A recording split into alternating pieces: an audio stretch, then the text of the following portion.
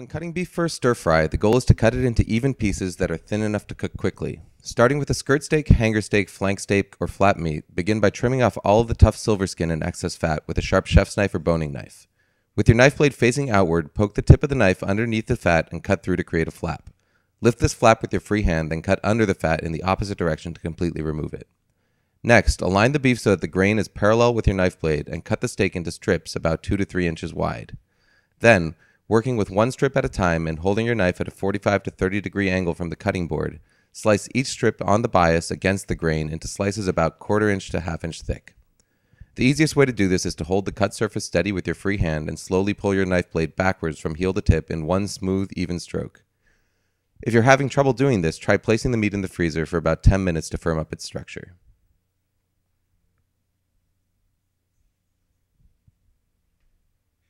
Learning how to break down a whole chicken will save you money and provide you with extra bones to make stock. Start by making a very small slit in the skin between the thighs and the breast with the tip of a sharp chef's knife or boning knife. Pry one leg away from the body until the thigh joint pops out, and then repeat on the other side. Pick up the chicken by the leg, then using your sharp knife, remove the leg. There's a very juicy nugget of meat right behind the back, so you want to cut as close to the carcass as possible.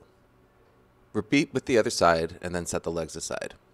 You can take off the breast with the wings attached, but if you want to remove them, pick up the chicken by the wing, feel for the joint, and work your knife into it. The wing should come off cleanly.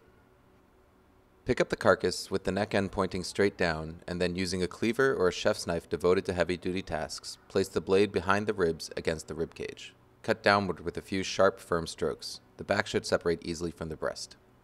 Split the breast in half lengthwise along the breastbone. You now have a chicken broken down into 6 pieces.